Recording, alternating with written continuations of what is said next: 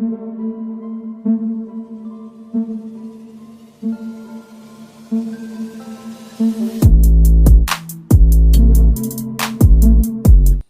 दोस्तों, scary story official में आप सबका स्वागत है। आज की कहानी की तरफ बढ़ने से पहले चैनल को सब्सक्राइब कर लीजिए और अगर कहानी अच्छी लगती है तो प्लीज़ लाइक एंड कमेंट करना मत भूलिएगा। दोस्तों, आज की कहानी बहुत ही ज़्यादा डरावनी है, तो ध्यान से सुनिएगा। ये एक डायन की कहानी है जो बंगाल की है। बहुत ही ज़्यादा खौफनाक होती है वो। तो कहानी शुरू करते हैं। कहानी है सुनीता की। सुनीता उत्तर प्रदेश की रहने वाली है और वहीं पर रहती थी, बचपन में पली बढ़ी वहीं पर। और अब वो बड़ी हो गई थी तो उसके शादी के रिश्ते आ रहे थे बहुत सारे। तो उन्हीं के गांव से लगभग 2 गांव छोड़ करके एक रिश्ता पक्का होता है। पर उन लोगों ने सुना कि वो लड़का कलकत्ता में काम करता है, तो इन्होंने सोचा चलो अच्छा है। अब बात लगभग 40 साल पुरानी है। उस वक्त अगर लड़का बाहर काम कर रहा है तो लोग सोचते थे चलो ठीक है, अब लड़की का भाग्य है, जैसा भी हो। अब उन्होंने लड़का देखा भी नहीं था और रिश्ता पक्का हो गया। लड़का वैसे ठीक था, सब कुछ ठीक था। शादी हुई और लगभग 1 महीने वो गांव में रही। उसके बाद उनका पति तो चला गया था 15 दिन बाद ही, और उसके बाद उनको भी बुलाया गया।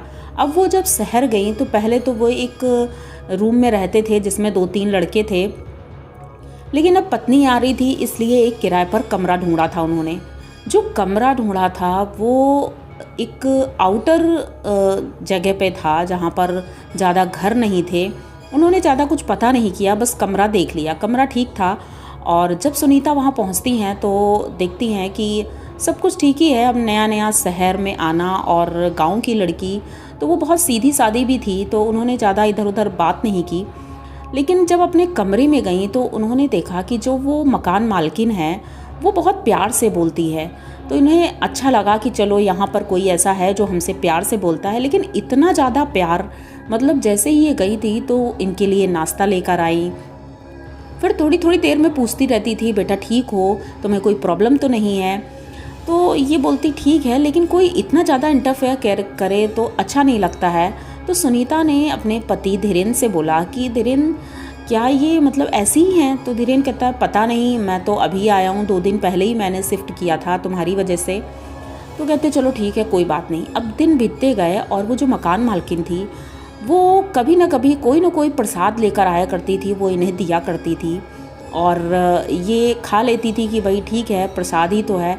अब ये खा लेती थी। लेकिन एक दिन सुनीता ने नोटिस किया कि उनके दरवाजे के बाहर कुछ रखा है और उनकी एक साड़ी नहीं मिल रही है। तो साड़ी ढूंढने के चक्कर में ये पूरे घर को छान मारती हैं, लेकिन नहीं मिलता है। छत पर जाती हैं, सोचती हैं शायद वहीं पर रह गई हो। सब जगह ढूंढ लिया था लेकिन साड़ी कहीं नहीं मिली थी। और दरवाजे पर इनके कुछ कपड़े में बंधा हुआ रखा था। अब सुनीता गांव की लड़की थी, उसे लेकिन इतना तो पता था कि ये सारी चीज़ें नॉर्मल नहीं होती हैं। तो इसने उसे हाथ नहीं लगाया और झाड़ू से उसे बाहर कर दिया। जैसे ही उसे बाहर किया, थोड़ी देर बाद मकान मालकिन आती है और पूछती है बेटा तुम ठीक हो ना? तो सुनीता कहती हाँ आंटी मैं ठीक हूँ। तो कहती हाँ ठीक है और अच्छे से रहो, ये वो मतलब जो भी अपनी बातें वो करके चली गई। उसी रात सुनीता जब सो रही थी, सुनीता को ऐसा लगा जैसे किसी ने उसे आवाज़ दी है खिड़की से, क्योंकि उसके जो कमरे की खिड़की थी वो उसके बेड के पीछे ही थी। तो इसे लगा खिड़की के बाहर से कोई बुला रहा है, सुनीता सुनीता। सुनीता उठती है और बाहर देखती है तो बाहर कोई भी नहीं था। आकर फिर से लेट जाती है, लेकिन अब बार बार उसे लग रहा था कोई बुला रहा है और उसके कमरे में अब कोई है। इधर उधर कोई टहल रहा है। सुनीता नींद नहीं आ रही थी उसे। वो अपने पति को जगाती है और कहती है कि मुझे बहुत अजीब लग रहा है। तो कहता है अरे सो जाओ, थकी हुई होगी, हो सकता है इस वजह से लग रहा है। लेकिन अब ये सो नहीं पा रही थी क्योंकि इसने सोचा कि पति को तो काम पे जाना है, सुबह उसे ज़्यादा डिस्टर्ब नहीं करते हैं। ये अब लेटी ही रहती। तभी थोड़ी देर बाद अचानक से उसे महसूस होता है उसके पैरों के पास कोई बैठा है, उसके पैर सहला रहा है। ये एकदम से अपने पैर सिकोड़ लेती है और सामने देखती है तो एक औरत है जो बैठी हुई है और इतनी ज़्यादा खौफनाक दिख रही है वो। ये एकदम से चीख पड़ती है तो धीरेन्द्र उठता है, पूछता है क्या हुआ है? तो वो कहती है देखो सामने वो बैठी है। तो वो कहते हैं नहीं यहाँ तो कोई भी नहीं है। अब खैर सुनीता को भी नहीं दिख रही थी, लेकिन सुनीता इतना ज़्यादा डर गई थी। तो धीरेन्द्र कहता है हो सकता है सपने में तुमने देखा हो।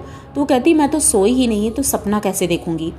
अब ये बात हो जाती है और सुबह होती है। सुबह सब कुछ नॉर्मल था, सब कुछ ठीक था, लेकिन सुनीता के सर में बहुत ज़्यादा दर्द हो रहा था। धीरे धीरे उसकी तबीयत खराब होने लगी। अब इन्हें कुछ समझ नहीं आ रहा था ये क्या हो रहा है। डॉक्टर को दिखाते हैं तो डॉक्टर दवाई दे देते हैं, लेकिन इसे आराम नहीं मिल रहा था। इसी तरह 2-4 दिन और बीतते हैं तो सुनीता, अब रोज़ रात में यही सिलसिला चल पड़ा था कि रोज़ रात में इसे ऐसा महसूस होता था कि रूम में कोई है, और ये चीज़ें नॉर्मल नहीं थी। धीरेन को बताती भी थी तो धीरेन समझ नहीं पाता था, और वो कह देता था कि हो सकता है तुम्हारी तबीयत ठीक नहीं है, इस वजह से हो रहा होगा। लेकिन इसी तरह 15 दिन बीत जाते हैं। 15 दिन बाद सुनीता की हालत इतनी ख़राब हो गई थी कि वो चल फिर भी नहीं पा रही थी। तो वो मकान मालकिन अब नहीं आती थी। पहले तो बहुत आती थी, लेकिन अब जब से उसकी तबीयत ख़राब हुई थी वो बिल्कुल नहीं आती थी, और अपने घर में ही कुछ पूजा करती रहती थी, क्योंकि धुआं ऊपर आता था। इनका रूम ऊपर था तो धुएं की वजह से इसे प्रॉब्लम भी होती थी, लेकिन अब मकान मालकिन है तो कुछ कह भी नहीं सकते थे। धीरे धीरे जब इसकी हालत और ख़राब हो गई तो इसने एक दिन अपने गांव फ़ोन किया और अपने पिताजी को बताया कि पिताजी मेरी तबीयत ठीक नहीं है, पता नहीं क्या हो गया है मुझे, जब से मैं आई हूँ तब से ये सब हो रहा है। तो पिताजी और उनकी माँ दोनों लोग आते हैं उसके रूम पर, और जैसे ही रूम के अंदर जाते हैं तो उन्हें भी घुटन सी होती है। तो वो कहते हैं कि बेटा तुम यहाँ रहती कैसे हो, क्योंकि यहाँ तो बहुत ज़्यादा घुटन है, और तुम्हारी हालत कैसी हो गई है। वो बोल भी नहीं पा रही थी, लेटी थी बेड पर, और धीरेन भी वहीं पर बैठे थे। डॉक्टर्स भी आए हुए थे, चेकअप कर रहे थे, लेकिन उसे कोई आराम नहीं मिल रहा था। तो उनकी माँ कहती है बेटा मुझे लगता है कुछ ना कुछ तो हुआ है। अब ये बताती है धीरे से अपनी माँ को कि माँ मुझे ऐसा लगता है जो मकान मालकिन है वो कुछ करती है, क्योंकि वो प्रसाद दिया करती थी, और एक दिन दरवाजे पर भी कुछ रखा हुआ था, मेरी साड़ी भी नहीं मिल रही है। तो ये लोग तुरंत एक तांत्रिक के पास जाते हैं और उससे जब बात करते हैं तो वो बताते हैं कि तुम्हारी बेटी के ऊपर एक नहीं कई प्रेत छोड़े गए हैं, तंत्र विद्या की गई है, और ये कोई और नहीं एक डायन है उसने किया है। वो अपनी शक्तियाँ इससे बढ़ाती है, वो इसे मार करके अपनी उम्र बढ़ाना चाहती है कि वो कम उम्र की हो जाए, और जितनी ज़्यादा उसे ये सारी चीज़ें मिलेंगी तो उसकी ताकत बढ़ती है। तो अब इसे बचाना तो बहुत ही मुश्किल है, क्योंकि आप लोगों ने लेट कर दिया है। तो इनकी माँ रोने लगती है, नहीं आप मेरी बेटी को बचा लीजिए। तो वो कहते हैं ठीक है आज की रात आप लोग देख लो, अगर आज वो ठीक रहती है तो कल सुबह मैं आऊँगा। अब ये लोग तो भगवान का नाम लेते हैं, घर आते हैं। सुनीता वैसे ही अपनी चारपाई में लेटी थी, मकान मालकिन अपने रूम के दरवाजे के पास बैठी हुई थी। इनकी माँ अब कुछ कह भी नहीं सकती थी, डायरेक्ट किसी को कैसे बोल सकते हैं। तो ये अपने रूम में जाती हैं और देखती हैं तो उनकी बेटी एकदम आंखें फाड़ करके उनकी तरफ देख रही थी, और आंखें एकदम सफ़ेद थी उसकी। कुछ कहना चाह रही थी लेकिन मुंह से आवाज़ नहीं निकल रही थी, और लगभग 1 घंटे बाद वो अपना दम तोड़ देती है। ये बहुत ही ज़्यादा मतलब एक तरह से कह सकते हैं कि अभी 15 दिन ही हुए थे उसे परदेश में आए हुए, और उसकी जान चली जाती है।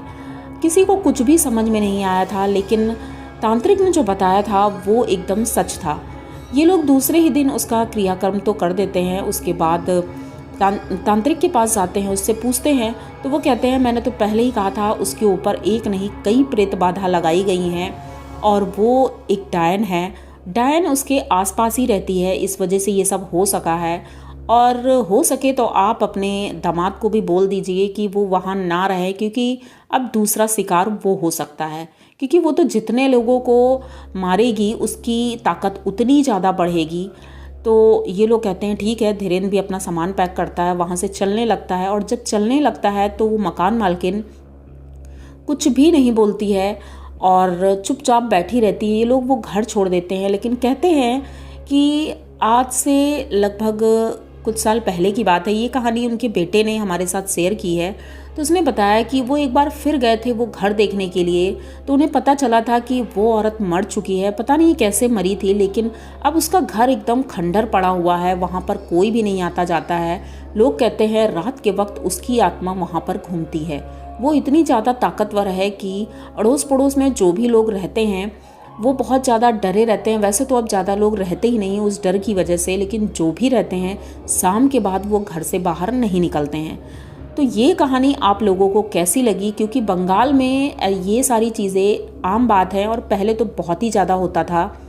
तो अगर ये कहानी आप लोगों को अच्छी लगी है तो प्लीज़ चैनल को सब्सक्राइब करिए, लाइक कमेंट करिए, शेयर करिए और बने रहिए हमारे साथ। मिलते हैं फिर किसी नई कहानी में, तब तक के लिए डरते रहिए।